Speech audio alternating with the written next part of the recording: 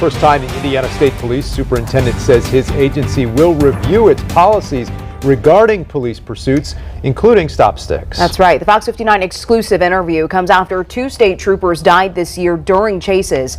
Our Jesse Wells explains whether any changes are in the works.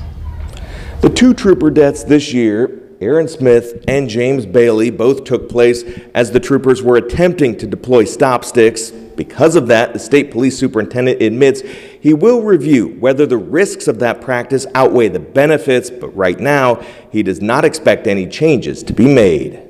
In late June, a high-speed chase of a stolen SUV ended in tragedy on Ronald Reagan Parkway with the death of Indiana State Trooper Aaron Smith. We'll talk about this. We will talk about this particular scenario in great detail with everybody.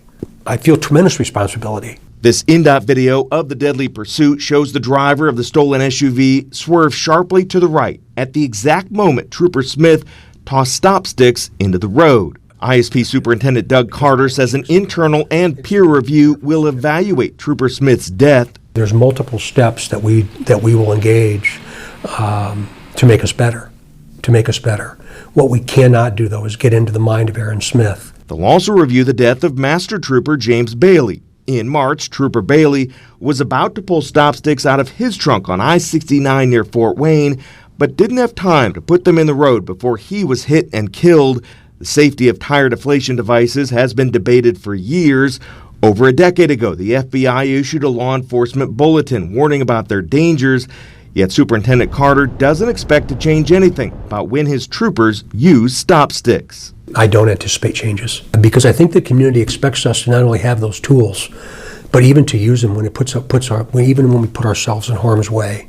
In May of this year, IMPD amended its general orders restricting officers from initiating pursuits of stolen vehicles. Carter once again insists his agency won't change its policy to match. When people commit crimes, I think the community would expect and should expect for us to do everything within our power to get them stopped.